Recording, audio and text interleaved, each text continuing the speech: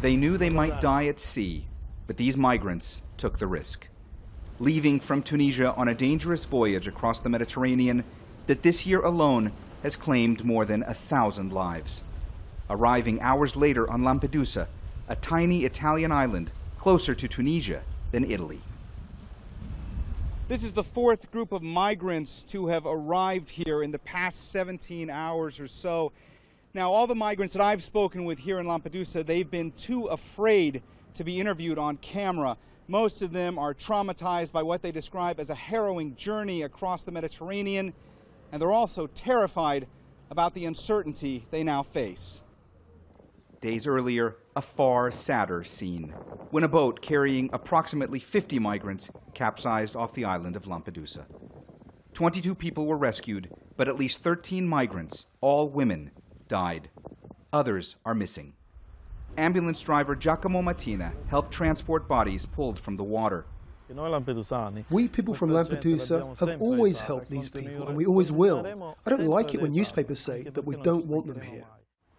But it's not just newspapers expressing those sentiments. Carmela Maggiore, who owns a boat rental business, says she used to support those arriving here.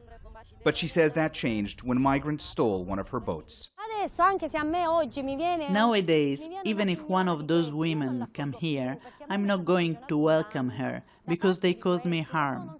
I know that not all are the same, but after a while you become harsher and you can't do what you would do before. Known as the gateway to Europe, Lampedusa is increasingly at the forefront of an intense debate in Italy on whether migrants should be welcomed or turned away. The hardline closed ports policy of former Interior Minister Matteo Salvini has, at least for now, been replaced by a more humane approach to migration under Prime Minister Giuseppe Conte's center-left coalition government. Italy is working with Germany, France, and Malta to establish a quota system for distributing migrants rescued at sea. So far, they've been unable to get potential partner countries to agree.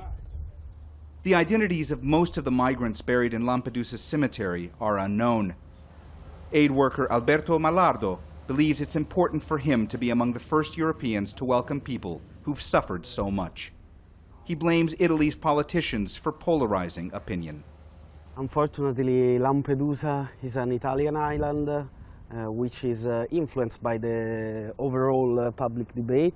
And right now, many people, even if they face directly the death of people at sea, the sentiment, I would say, is quite xenophobic.